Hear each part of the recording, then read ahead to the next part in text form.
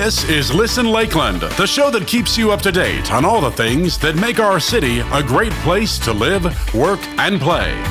Today's host built his career in public and business administration after graduating from Florida State University. As the City of Lakeland's Assistant Director of Economic Development, he is driven to help make Lakeland a great place to live, work, and play by helping businesses and entrepreneurs to locate and grow in Lakeland. Here's your host, Jason Willey. Welcome to the good life. Thank you so much for joining us today. I am Jason Willey, and it's great to be hosting this month's episode of Listen Lakeland. This show is an extension of Lakeland Vision. For over 2 decades, Lakeland Vision has been the voice for citizens of Lakeland, working with community stakeholders to create a bright future for our city. I'm very excited to be joined by Brian Rewis and David Bayhan with us today. We've got a conversation that we're going to frame a little bit around growth and economic activity. So whether you're new to the area or just visiting or those that have been here for your whole life, really a lot of what we want to talk about is some of the things that we're seeing and experiencing that are out in the world, what we see that's happening in Lakeland, all of the attractors, the things that we see that are helping our residents and businesses to grow and decide to grow in Lakeland. We're going to have a couple different conversations that relate to that. Before we get in much deeper, let's go ahead and do some self-introductions, and maybe we start with Brian. Brian, if you want to introduce yourself, tell us a little bit about you and what you do and what we're doing here today. Sure. Thanks for having me on the show. First-time participant. My name is Brian Rewis. I am the director of the city's Community and Economic Development Department. I have served the city for almost 22 years, all within the Community and Economic Development Department, the last 3 as the director of the department, overseeing key quality of life services like land use and zoning development review, economic development, community redevelopment, transportation planning, code enforcement, affordable housing, real estate and property information, our building permitting and inspection group, a pretty dynamic work group that we have, full of talent and really key to helping our city grow responsibly. Boy, that's great. That's a plate full. David, how about you? Sure. Thank you for having me as well. So my name is David Bayhan. I am the Director of Water Utilities here at the city. And so I started with the city in 2000 as a college intern and worked through the engineering department and later became a professional engineer and then went on to the city of Winter Haven for a couple of years and came back about 7.5 years ago now. So been the director for almost 2 years and happy to be here. So, yeah. Okay, great, David. Thank you. So when we started, we really said our focus was going to be on growth and economic activity. Lakeland Vision as part of one of the things that we do, we have a plan that's really based on citizen-based data, survey data that's completed by the community. I'm excited that Brian bought a pamphlet with them, and it kind of shows what these 4 areas, these main pillars are.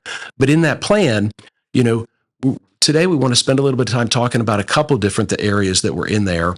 One of those being strong and safe neighborhoods, but really the other one being jobs and a vibrant economy.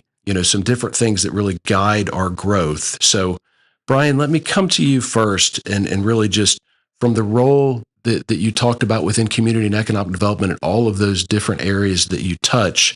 Tell me something what the city is doing with managing growth and planning for new and future developments as we see all that's happening. Yeah, so just as you talk about Lakeland Vision's efforts, to plan and ideate for our community's future, so too does the city government in the form of a comprehensive plan that's required by the state of Florida, but that serves as sort of the roadmap and the vision for our community, how it will grow, how we will plan for necessary physical and social infrastructure to meet the needs of an evolving population that's growing, at an unprecedented rate. A lot of that infrastructure, and David will I'm sure build on this. A lot of that infrastructure is at or more than a century old now. So we are grappling with sort of limitations of aging infrastructure and the need for new investment to really accommodate and further our efforts where growth and economic prosperity are concerned. Yeah, that's a great answer. It's tricky to be around the community and just coming from A to B and to see the activity, the commercial buildings, the road construction, the utility, the infrastructure. Maybe the same thing back to you, David. Different from the exterior and what we're going to look at as we drive around town. The utility side probably looks a lot different. It certainly does, in that it's underground, but it's full nonetheless. It's old and it's full. So as our pipes have aged, they're starting to fail. But more so, we're starting to the sheer growth in the demand for both wastewater and water is increased as well, and so we've just got pipelines that are old and full. And you have to also think about. As the city has grown, a lot of the growth has gone vertical.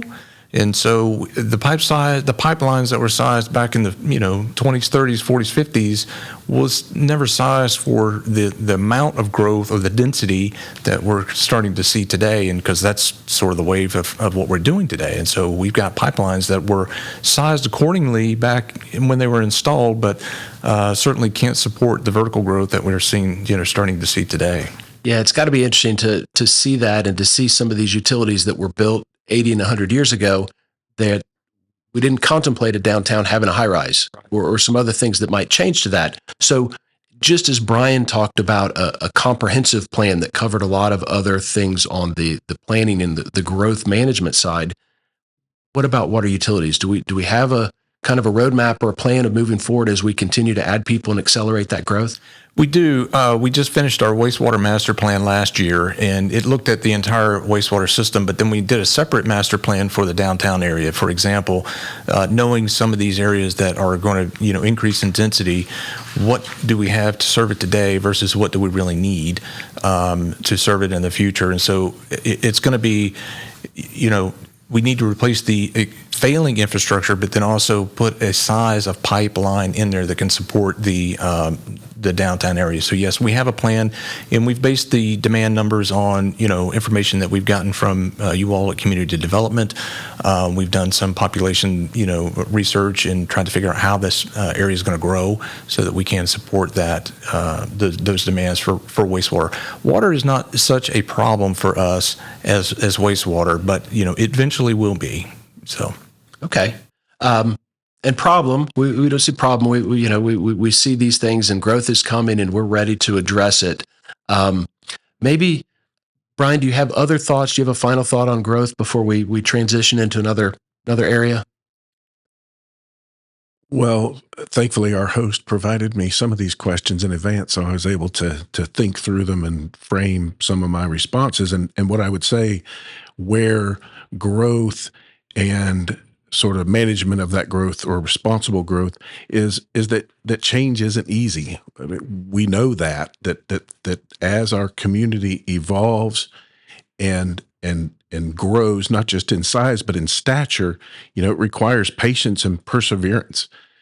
All three of us were serving the city and community through the Great Recession of the late 2000s, and having served then versus having served now, they both bring unique challenges, but I would rather confront the challenges we have with being in such unprecedented growth and being a community of choice that people are moving to versus a community that is suffering from unemployment and disinvestment and really stagnation that we saw through that Great Recession period. So, the growth certainly is a challenge, and it requires us all to maybe adjust our expectations a little bit, but it also comes with tremendous opportunities for us all. Yeah, I love that. That's really positive. And I think it's a good transition from growth to really the economic opportunity and activity that we can talk about. So those impacts of growth are real. And it's not just doom and gloom. So thank you for pointing that out, Brian. I mean, as a community, we focus on quality of life. We focus on the positives of just the general activity, the results of this growth and what it's bringing, new jobs, wage growth, talent retention, the attraction of new industries and entrepreneurs, so many other, key indicators that are very successful in what this growth is doing and what those impacts bring to Lakeland. So David, from a water utility standpoint, this is maybe a little bit of out of order in the way that I'm asking, but we talk about industries, we talk about growth, we talk about attracting new businesses to Lakeland. Are there certain things from that water and wastewater side that are going to be more either beneficial to the city or as a utility that we're looking for? Something that if there's a target industry that you're looking for, what would that be like? That's a great question. I can't really think of a target industry, but the more predictable the demand, the better for us. And not only just in the short term, but the long term. So for example, if we have an industry that's, proposing to use, say, 5,000 gallons a day of water in, let's just say, an equal volume of wastewater, we can plan for that. And if we have that today, and but if their business model starts to grow and, their business is doing well, and then all of a sudden their demands increase, that will create constraints on us, at a future date. And so the more predictable long-term the industry could be, that's probably the better situation for us. But to say that this industry would be better serving of the utility, I can't really think of one off the top of my head. That I would say would be the case. Yeah, and I agree. I think we're at a pace where our Lakeland's overall economy has become so much more diverse over the last decade or 3 decades, and transitioning from some of the phosphate and agriculture and different industries through distribution and a lot of manufacturing. We're seeing a lot of the industries and a lot of new things that are coming that really do put a high demand on some of our water and wastewater uses. Brian, so from your perspective and what we do, how might we gauge that economic activity in Lakeland just overall? We're seeing such a diversity. Give us your thoughts.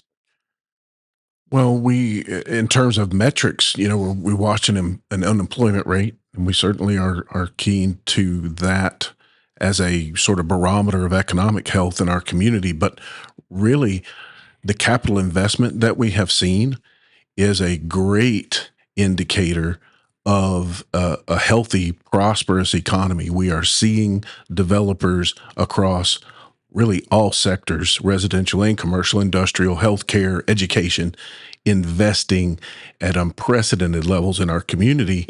And each one of them brings demands and requirements for water and wastewater, as David said, for transportation, for electricity, for solid waste, for stormwater treatment. But they also, a lot of them, bring significant numbers of high-skill, high-wage jobs that our residents need so as not to have to travel outside our community for employment.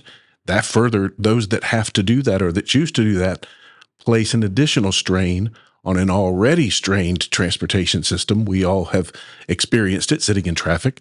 So the closer we can provide those employment opportunities to our own residents, the shorter their commute and the better their quality of life. You mentioned quality of life, and I'll probably come back to it a couple of times before the show is over. That's the business we're in, and it's easy to say and hard to do, but it encompasses so much and really gets to the heart of what it is to be a Lakelander. Yeah, it's great to touch on that, but I appreciate hearing the conversation and you bringing up talent, wages, industry sectors, and really going through some of the specifics on that.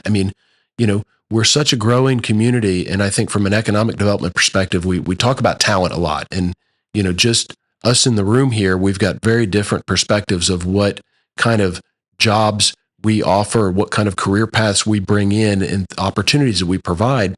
But if we look at the talent that we're bringing into the different schooling choices and university and college and higher ed choices that are here, there's so many young, talented people that we're working with to go ahead and have paths to get them back to Lakeland and to industries. So, Brian, I would say, from your perspective on the talent side, what is something that is important that we need to be working towards as a community to try to bring in folks? I was with a group for a lunch yesterday, and we talked about internships.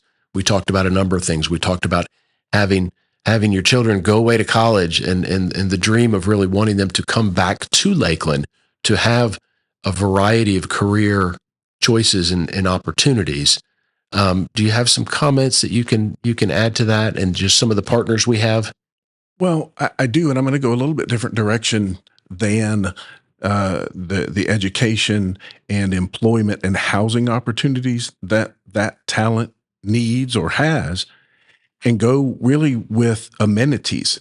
And that is that the quality of life that especially a younger generation expects from their community is made up not only of their employment and their home life, but the things that they can do for enjoyment. So it's our park system, it's our trail system, it's restaurants, it's retail, it's all the things that we do when we're not at work or we're not at home that are so critical to retaining that talent.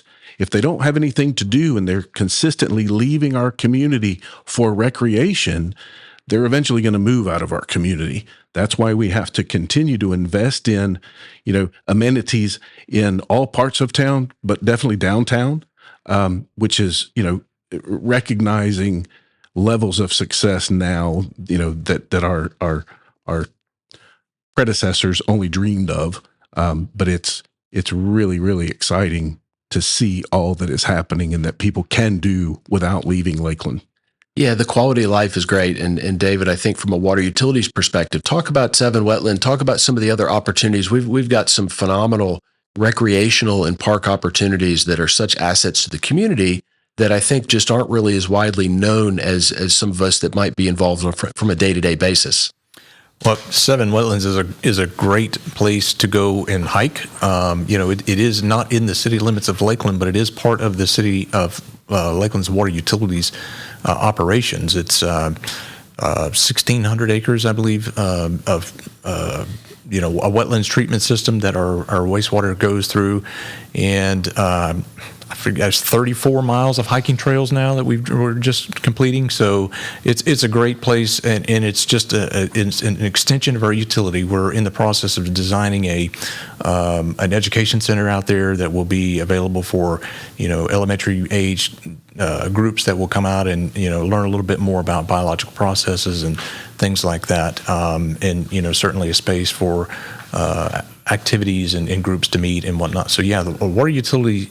The Seven Wetlands is a great amenity from the water utilities aspect. So okay, great. Yeah. Mm-hmm. So not that we're off topic, but really even just closing in, that's a great point, and I wanted our listeners to kind of hear a little bit about that. But kind of closing that economic activity, Brian, I would go back to you and ask for. You did a good job at talking about industrial, talking about healthcare and manufacturing. We see so many different industries that are growing. Something that I've noticed, just really, it seems to be very apparent now, but it seems to have taken such growth over a very short decade, it seems like, is really the entrepreneurial growth in Lakeland. And we see co-working facilities, we see training, we see so many opportunities. Talk about that role in Lakeland and really what that small business and entrepreneurial role has been. Well, really, as you said, over the last decade or so, the number and scale of support resources for entrepreneurs and small business owners and dreamers, has just skyrocketed. And most of that has been outside of the city organization until just this last year, when after several years of sort of kicking around an idea, we were able to, largely with your leadership, launch the city's first business resource office. And so that was an exciting effort to see city staff take on a more direct role at shepherding entrepreneurs through processes that they are not necessarily experts at. And we concede that, and there's no shame in that folks who become experts at their business are not necessarily experts at the things that are important to our community, like transportation and parking and landscaping and water and wastewater infrastructure and things that aren't nearly as exciting or sexy as opening a new business, but they are still critical parts of our community. And so these staff members are able to get a hold of leads or entrepreneurs at their earliest stage and help them with site selection and with the types of things that they need to be aware of and consider as they are looking for physical space to launch. And so far, 6-7 months in, we are hearing nothing but accolades and have worked even more closely with our partners at the Chamber and Catapult and other sort of business support entities in our city and in our region to really help these folks succeed and flourish. Yeah, that's great. I'm excited that the city has taken such an active role in moving forward that initiative. Like you, I hear a lot of folks in the public that talk about this, and small business owners that say, I wish this might have been here years ago, or I wish I might have had an opportunity to do that. So we're excited about that initiative. We're excited to see that grow in the direction that it's going to take the city. We've got a little bit less than 10 minutes. And so we talked about a couple different topics when we started out. We wanted to kind of close on something and get some good perspective from both of y'all on something. It's been in the news a little bit recently. It's really been talked about substantially over the last 25 months. And it's got to do with post-COVID and housing and the cost of housing, the availability of housing. We've made such efforts to see so much activity here in town. Really want to go through and just take a few more minutes and go through and talk about that supply and demand side. And I'll go to Brian first, and really from him on the demand side, really where we are in Lakeland, and you can hit the supply side as well. Yeah. So, in a nutshell, probably for 8 years now, we have seen a migration to Florida and to Lakeland, that we didn't anticipate. The projections in our comprehensive plan for both the population inside our city limits and in the utility service area that we refer to often as Metro Lakeland have both exceeded our projections by far. And that demand, has just completely overwhelmed the existing supply we had. The upside to that is it has driven values and rents to a point that investors have now found that it is financially feasible to invest in significant multifamily development in Lakeland that we did not see for the better part of 15 years. The downside is it has driven rents and housing costs up to a point that they are, in a lot of cases, unaffordable for those in our community. And so what we have done to address that and continue to is sort of two-pronged. One is to increase the supply of housing of all types and across all price points. So not just low-income housing, but all units, recognizing that getting the balance of supply and demand back where it needs to be will relieve that pressure on rents and costs so that people can, again, afford housing. The flip side is that we are addressing, as we've talked all the way up till now, about wages and incomes. So, affordability, if you think of it as a coin, one side is the cost of housing, the other side is wages and incomes, and they are both a part of that affordability coin. The more money you make, the more housing you can afford. So addressing affordability is, yes, incentivizing the development of low-income and moderate-income units, 847 of them from 14 projects since 2018, and another 600 in the planning and funding pipeline right now. But so too is making sure that we are doing all we can to increase the number of high-paying jobs in our city so that people can afford housing in the community within which they work. Yeah, and it's tricky to go through those numbers and to hear that because there's so many things that are out of our control and out of anybody's control. If we look at new developments, we look at activity happening, we can see multifamily apartments and growth in the central city and through the suburbs, but the cost of material and the cost of labor and the cost of land, and Lakeland is not unique to anywhere else in the state of Florida and throughout the country. So as all of those costs just continue to accelerate, the affordability side, if I have a percentage of my income that I can dedicate towards where I live or what I can afford to pay for, there's developers, there's project owners, there's projects that continue to accelerate that up, and it feels as if they're just the two of them are so uneven. Any thoughts additionally on maybe the way that assistance is provided? How do we ever figure that out? I mean, if we know that it costs X dollars per square foot to build something, and we have a category of potential owners or renters that aren't in that affordable range, who makes up the difference? Well, the federal government through the state provide the vast majority through the competitive issuance of low-income housing tax credits. So rent-controlled low-income rental units are very, very expensive because the owner of that project still has to pay their bills. And so you talk about development costs, those things don't change based on the incomes or the rent levels that will be charged. And so that difference has to be made up in the form of subsidy, and that comes from primarily the state, but also we as a city and a county come in and provide additional sort of layered assistance to try to make those projects work. And those are the 847 units I talked about. Those are the Ada Palms, the Parker Point, the Midtown Lofts, Swan Landing, Swan Lake Village, soon to be Griffin Lofts is about to open. You know, those are all impactful low-income multifamily projects to meet, you know, just like I said, a growing need or a gap between incomes and rents.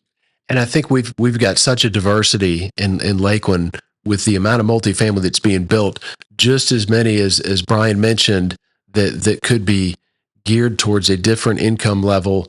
We've got market rate apartments that are coming online and that have got units available that are at a great premium. And it's just, to me, it just feels like it's prices that just seem like they've gotten to increase so high. I'll forever be thankful for a sub 5% mortgage rate that I've been able to have for such a long time. But the cost side, David, you're not a stranger to this, and I can't keep the utility business out of it. But so how might the utility business be impacted by that? And then maybe a second part of that is, if we talk about central city and city core multifamily apartment type projects, is there a cost benefit to a developer that has 100 acres outside the central city that could be green space, that could be a single family neighborhood? Or is it more cost effective to do something interior in a multifamily building? Or is there a difference? Oh, man, you saved a hard one for me there, huh? You know, from a utility standpoint, I would say single family is hard for the utility just from a standpoint that, you know, most of our water usage, for example, is irrigation.